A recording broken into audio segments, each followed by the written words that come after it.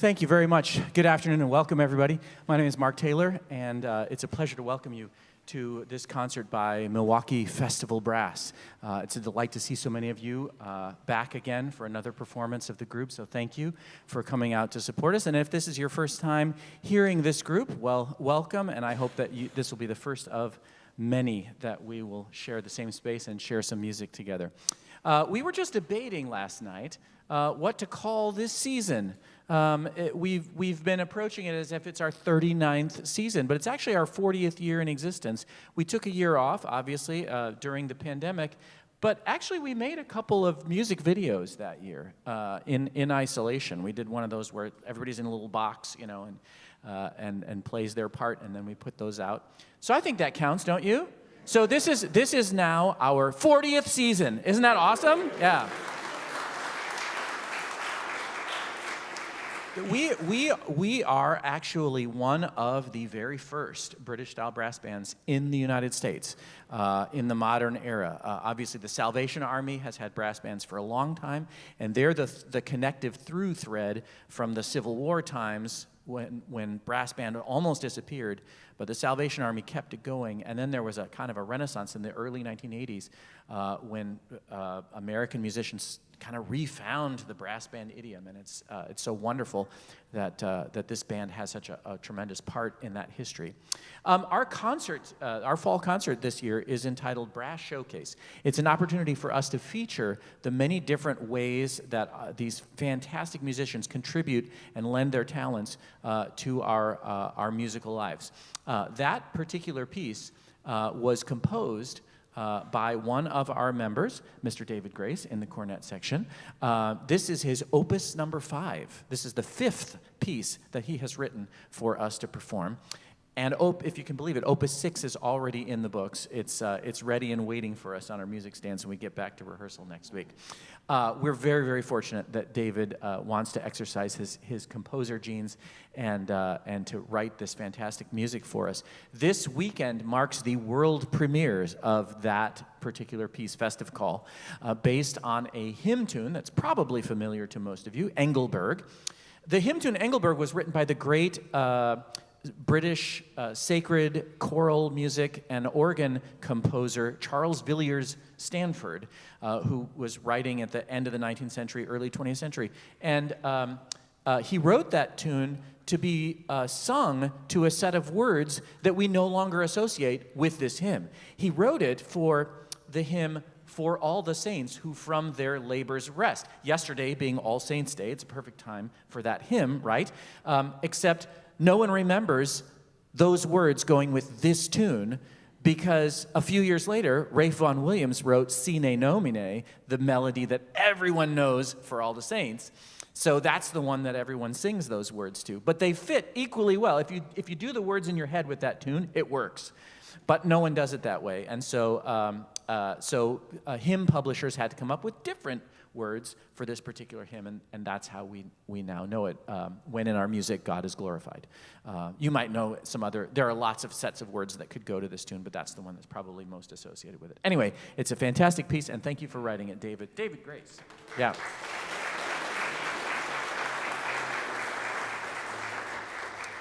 Our next selection was brought to us by a member of the band, Eddie Lichtman, in our trombone section.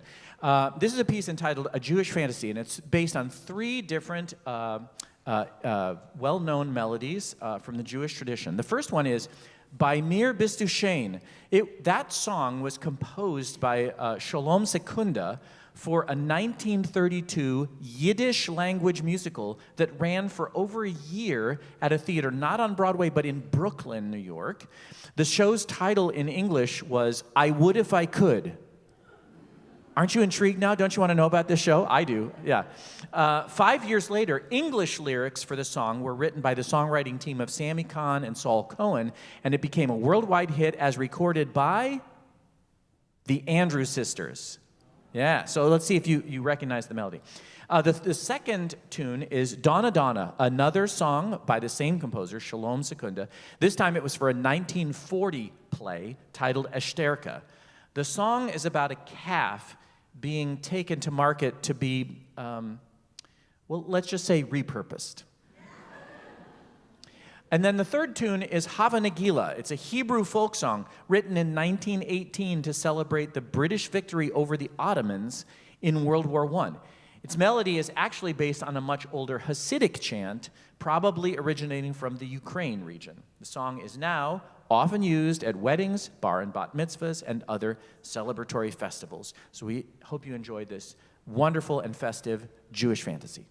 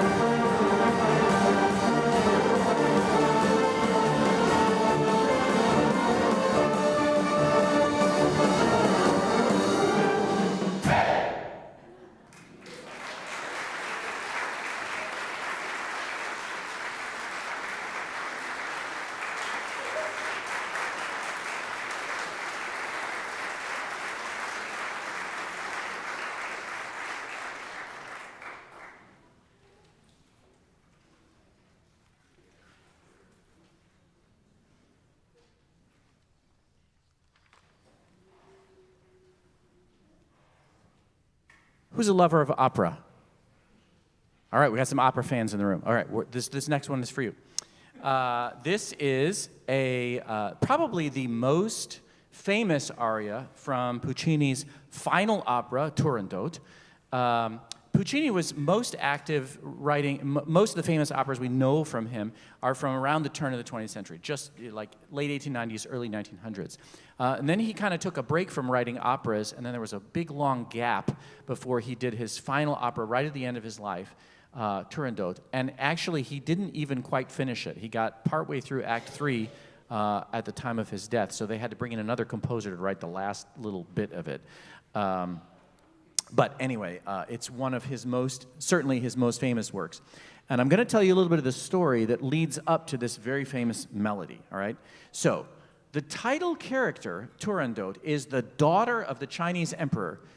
She's the latest in a long line of female ancestors to have been horribly mistreated at the hands of men. So, she institutes what we might call the first Golden Bachelorette contest. Any man wishing to vie for her hand must first answer 3 riddles. If they fail, they will be put to death.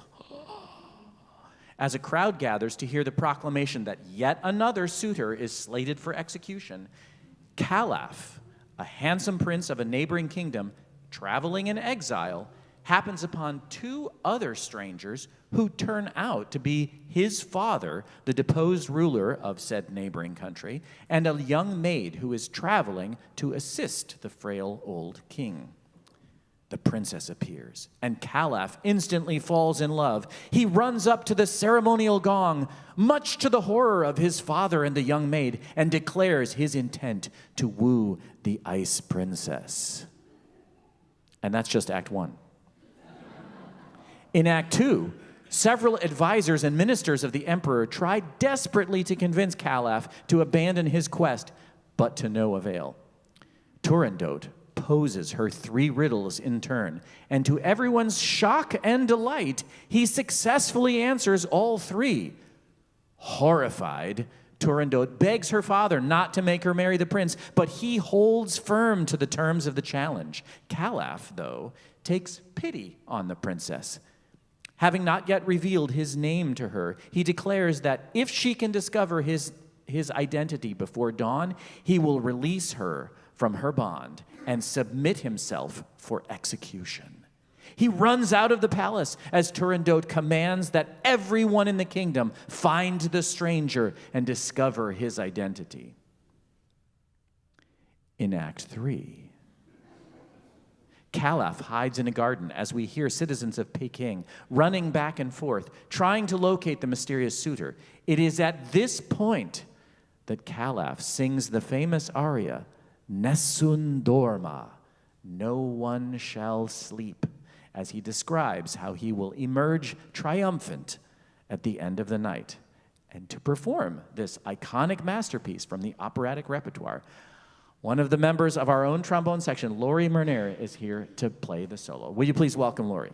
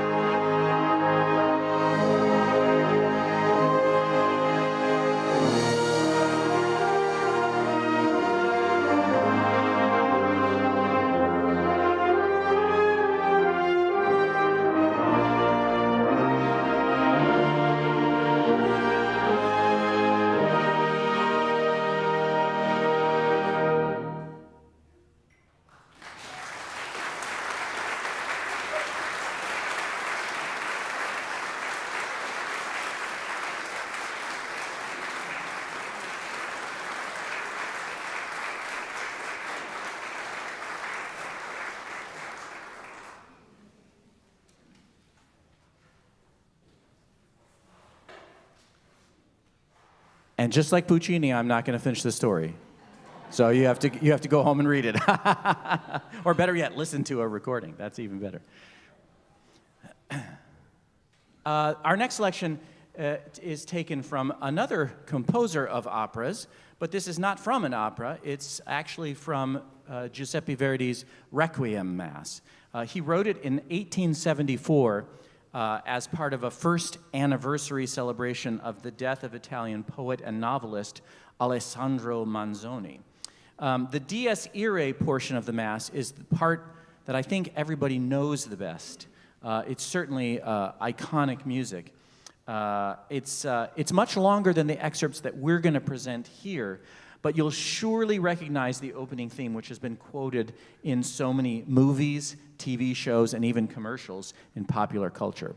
But before we do that, I would like to introduce the president of Milwaukee Festival Brass's board, Tyler Burmeister, who has a word of welcome for you. Tyler.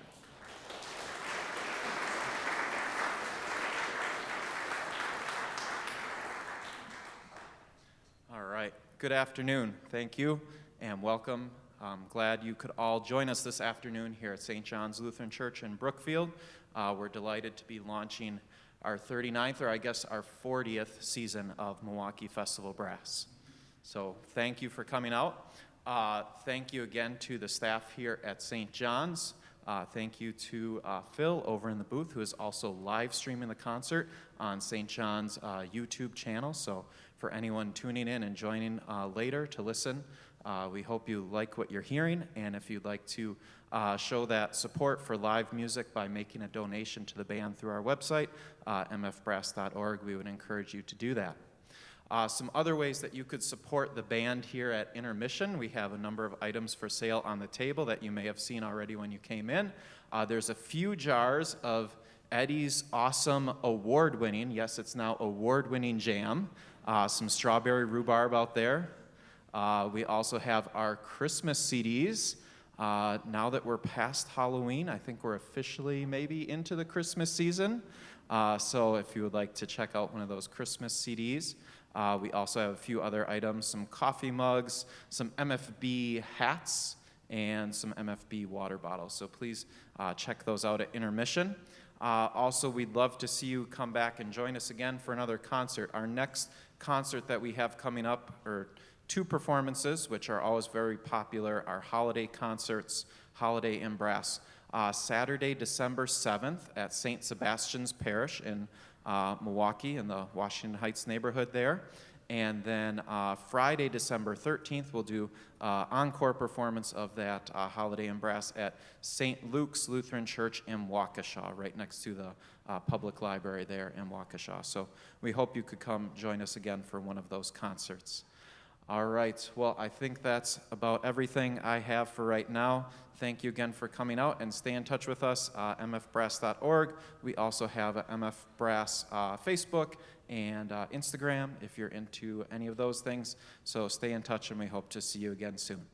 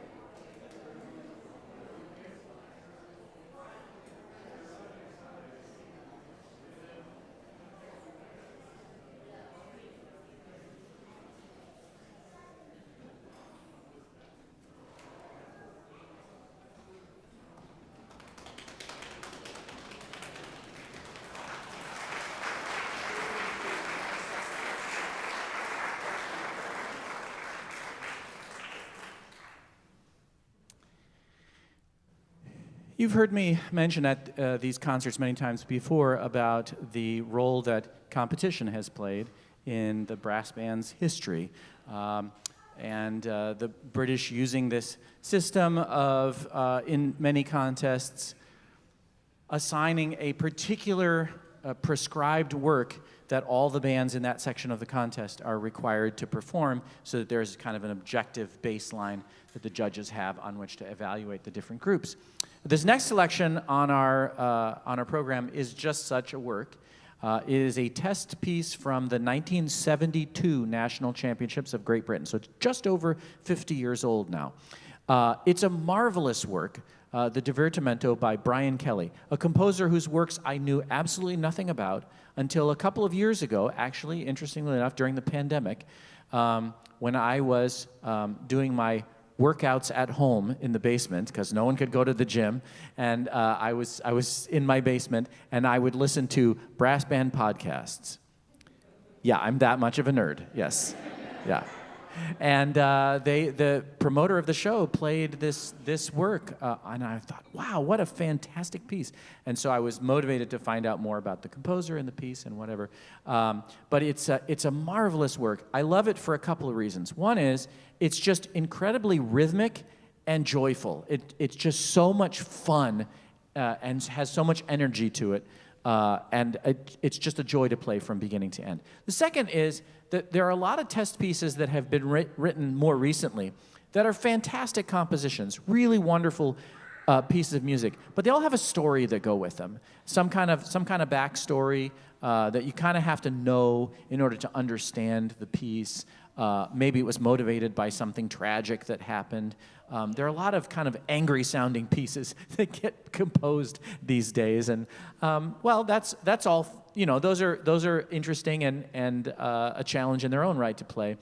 But this piece has no story whatsoever. It's just 4 movements of just amazing, fantastic music. So I hope you will enjoy this wonderful 50-year-old Divertimento from Brian Kelly.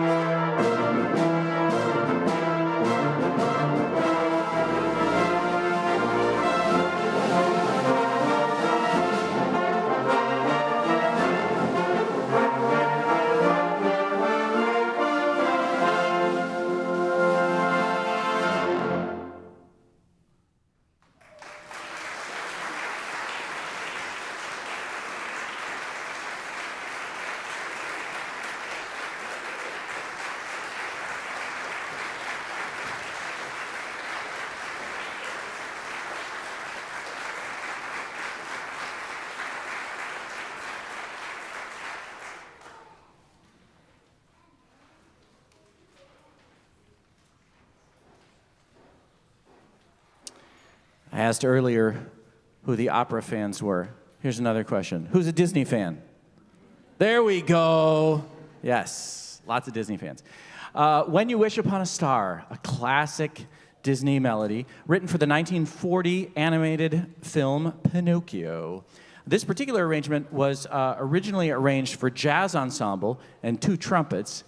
Here we've recreated it as a version for brass band and 2 soloists. And our principal solo cornet, Crystal, and Andy, our soprano cornet, are going to abandon their British heritage for just a moment.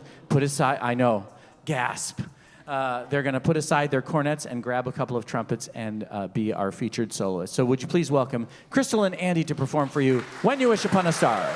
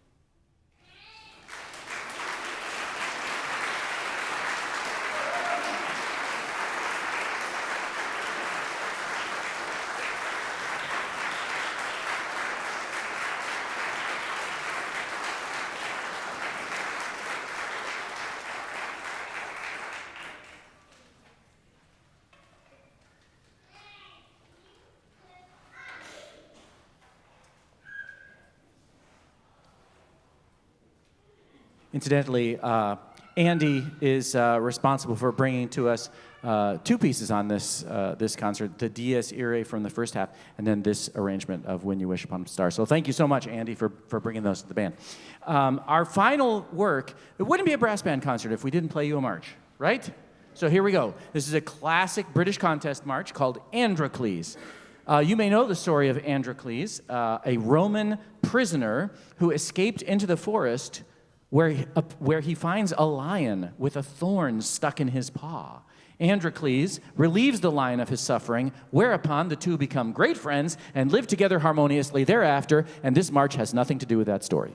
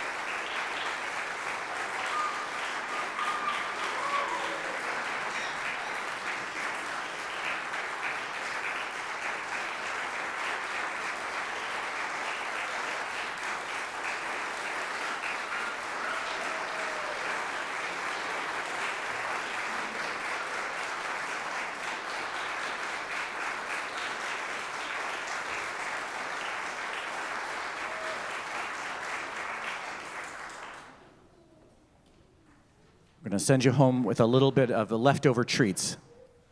You don't have any of those in your house, right? No, nobody has leftover treats. You ate them all yesterday. This is another Disney selection, 20 years after When You Wish Upon a Star. This is from The Jungle Book, Walt's last picture that he produced in his lifetime. This is The Bare Necessities, and we got a little Dixieland combo to entertain you as part of this piece. So enjoy, Bare Necessities.